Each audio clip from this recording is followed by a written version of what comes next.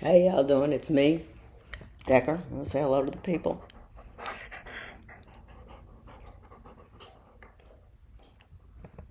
Decker, yesterday, brought in a dead bird this big, and my son was just walking out of the house, and I said, "Nah, turn around, come get this bird."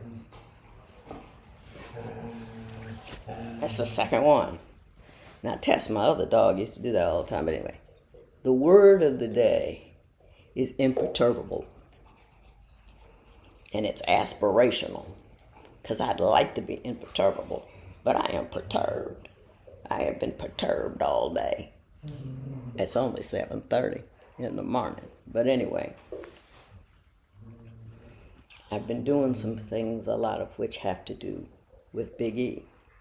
And people are just talking about him and showing me pictures of him and this and that. Like he's not really dead. And I'm just perturbed. And I know I got to get next to it. I got to deal with it and all that kind of stuff. Me and my Tola Fro, we just don't know what to do with ourselves. But I can't help it. I'm perturbed. So I'm going for imperturbable. I'm going for, I want to have a steep angle of repose. Angle of repose is a geological term. It is the steepest angle a board can be on with it, where loose sand won't slide to the bottom. So it's like sand on a sliding board. If your world moves like this and your sand slides down, you don't have a steep angle of repose. I want the world to be able to be here, and I can still hang on to my sanity. That's what I'm looking to do. I'm looking to be imperturbable. But in the middle, now first of all, I've told you my mood. I'm perturbed. Never ever take advice from somebody if they won't tell you what kind of mood they're in. Because your mood kind of moves your system around. You know? But I got my angst in sight. And that's the beauty of the whole thing. We're all emotional. And emotions are behind everything we all do, male, female, or otherwise. I want, greed, ego, fear, unknown, change, all of that. All of that. And I know I have shadow issues. I can't help myself. But the thing is to know what mood you're in. Do not allow it to dictate what you do. Hey! Hey! Hey! They're chewing on something they're not supposed to be chewing on. I can hear it. What do you have? That's not what I heard. That must be your sister. She didn't drop the ball in my lap. What is your sister chewing?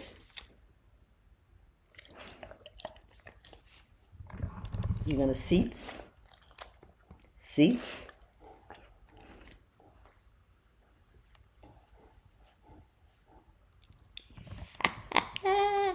I'm getting somewhere.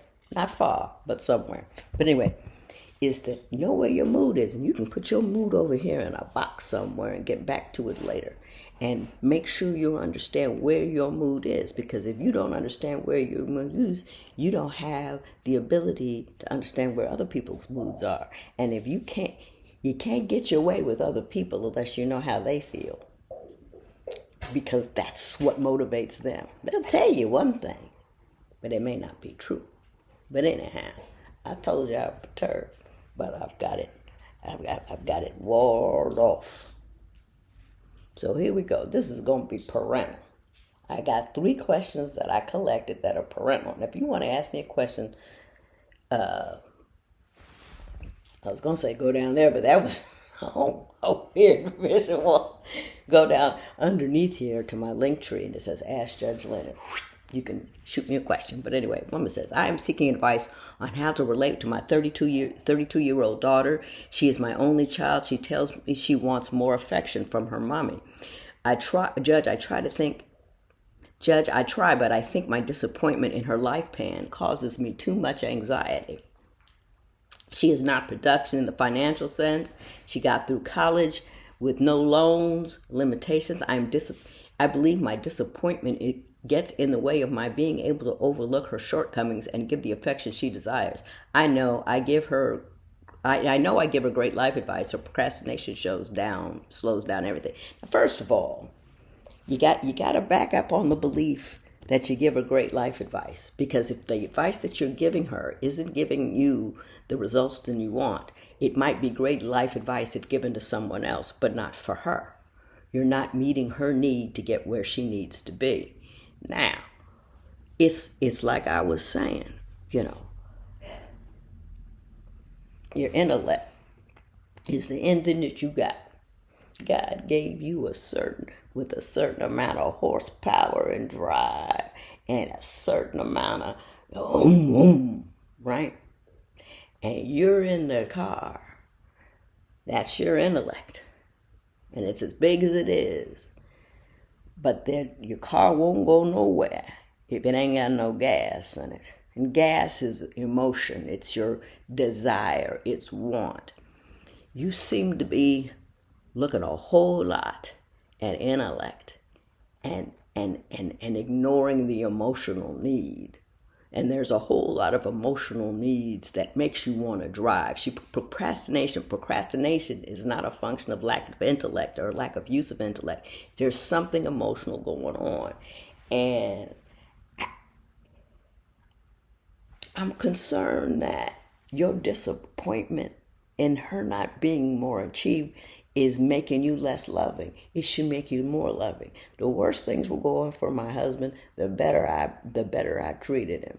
The more loving people who aren't doing well need a lot of love. And she told you need a lot of love. Your love should not be attached to her achievement. I know you want for her, but you got to know how to get her to want for herself. Anything I told my son number 5 to do, I told 6 the exact opposite. Different kids, different needs, different emotional situations going on. So you gotta learn to love the kids you got, and not just for the aspirational points, but what will fire her up? What will give her what she needs to do her best? And that's an emotional inquiry. Don't keep saying, I put her through school and all this kind of stuff. I know you love her. Oh, yeah. Sometimes you got to back up and see what her emotional needs are.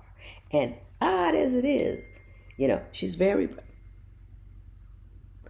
every night, oh no, and I was just reading the email. What God gives you extra on one side, I believe He shorts you on the other. So she is very, very intelligent. She probably has different emotional needs because it's, you're emotional. My father, brilliant. Couldn't get nothing done without my mother because emotionally he was all over the board. So there you go. Just step back. See what she needs as emotional fuel. And if you can't figure it out, go see somebody about her emotional fuel. Okay? Don't feel bad. Just get with it. Now, the next question I have says, I've been divorced for 10 years, have 2 sons from that marriage. After gaining from your teachings, I'm big on, fathers in there, women making it easy for fathers to be in their lives. Men who are behaving well. How important it is for children to have their fathers in their lives, if it's at all possible. Okay? That's my thing, as long as it's safe and, it's good. It's, I don't want, but anyway, okay, so I'm done with that. After,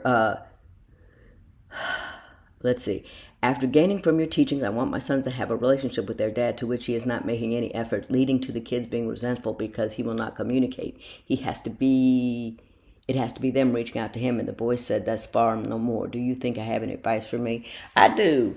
And the advice is this: you did your best. And you have to then weigh what your results are against the cost. Now, is the result that he's little bit by little bit becoming more and more of the dad that you need him to be to your son, or is the result he's staying right there and you keep making them make the effort? See, at one point, if your result isn't going to change, why continue to require that other person to keep making effort? Now, if something changes at some point and he turns around and wants to be there, tell them, like, say, hey, yeah, if he turns around and gets it together, be responsive.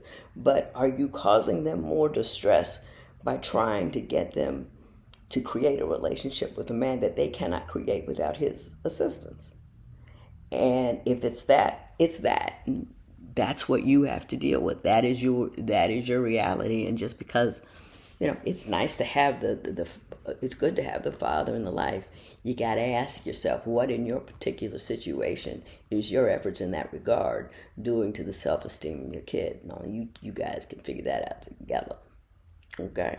So anyway, the word of the day was imperturbable, because I am perturbed. I'm going to try to get unperturbed. Now I got to go look that up. But anyway, I hope you have a good day. If you have a question for me, I think I did this already, but it's downstairs in the link tree. I tried to be thematic today. Parenting. I don't know if that helps you for what you're looking at. I'm still out. The jury's still out on the toilet fro. I don't know. Maybe if it gets a little longer. You have a great day.